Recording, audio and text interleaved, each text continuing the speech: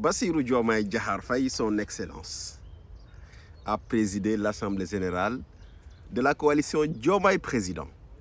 Diomaye Président. Donc, là, vous avez une coalition de partis politiques dont le leader même n'a pas de parti politique.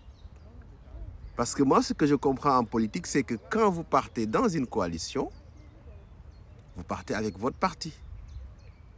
Mais Diomaye n'a pas de parti politique. Il part présider cette coalition, c'est-à-dire c'est les autres qui ont amené des partis. Lui, au lieu d'aller créer son parti, ce qui ne lui prend même pas 15 minutes, non, il n'a pas de parti. Il vient comme ça, on le parachute, et il compte toujours s'accrocher à Pastef pour dire « je réitère mon ancrage à Pastef ». Non, vous n'êtes plus ancré à Pastef. Parce que être ancré à Pastef, ce n'est pas des déclarations, c'est une attitude. Et moi, j'avais dit aux Pastefiens, arrêtez d'être dans l'émotion. Diomaye est parti. Tout ce qu'il fait là, c'est un jeu politique. Il attend maintenant qu'on l'exclue de Pastef pour se victimiser et essayer de capter un capital de sympathie. Et j'ai écouté son discours. J'ai vu quelqu'un qui fait ce qu'on appelle le culte de la singularité personnelle. J'ai. Il est allé jusqu'à dire ce que j'ai fait dans ce parti-là, personne ne peut l'enlever. Ken Monoukou Dindi. Son Excellence Bassirou Diomaye Diakhar Faye, est-ce qu'on peut dire que vous êtes le seul leader qui a failli mettre en péril Pastef à cause de vos défaites? Vous n'avez jamais pu gagner votre bureau de vote. Même dans votre propre concession, les gens ne votaient pas pour vous. Vous avez toujours été laminé par Tening. Oui, elle vous a toujours laminé. C'est pourquoi vous n'êtes pas maire chez vous. Vous n'êtes même pas adjoint. Donc, et à cause de vos défaites successives, les militants de Pastef, en un moment donné, se disaient il faut que les postes de responsabilité reviennent aux hommes politiques qui ont des victoires. Et vous n'en faisiez absolument pas partie. Ça, c'est un. Deuxième élément, ce que j'ai observé, c'est une personne qui parle qui cherche à rassurer les gens. Je ne vais pas vous trahir, je suis un homme de...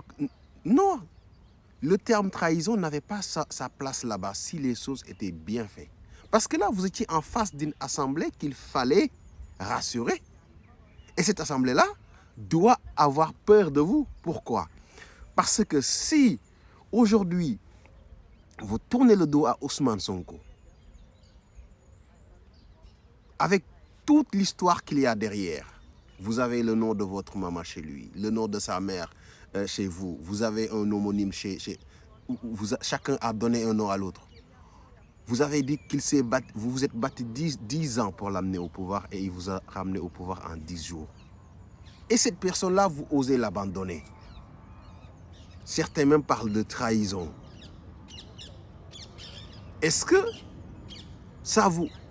Moi, je pense que ça ne vous causerait aucun problème aussi de tourner le dos à toutes ces personnes qui étaient présentes dans l'Assemblée.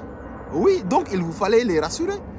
Je ne suis pas un... Je ne vais jamais vous trahir, je compte sur ceci, je compte sur cela. Il n'y avait pas lieu de le dire. Il n'y avait pas lieu de le dire si les choses étaient naturelles. Parce qu'il fallait essayer de se justifier. Et qui se justifie s'accuse. Ça, c'est naturel. Donc, moi, je demande une chose à Pastef. Oubliez cette personne.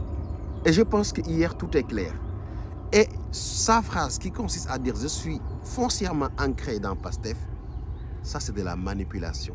Il attend juste d'être exclu pour se victimiser et capter un capital de sympathie. Il le sait. Je pense qu'il fallait aujourd'hui dire une chose, hier il fallait dire une chose qui est claire. Parmi toutes ces personnes qui vous adoubent, monsieur le président Diomaye président, fallait leur demander, le président de Diomaye président de la coalition, fallait leur demander, vous qui êtes là, levez la main, Toute personne qui a gagné son bureau de vote lors des 3 dernières élections peut lever sa main. Vous n'aurez même pas 30 personnes qui ont gagné leur bureau de vote. Et la salle avait plus de 300 personnes. C'est pour cela que Ousmane Sonko vous dit c'est une coalition qui ne peut pas remplir une cabine téléphonique.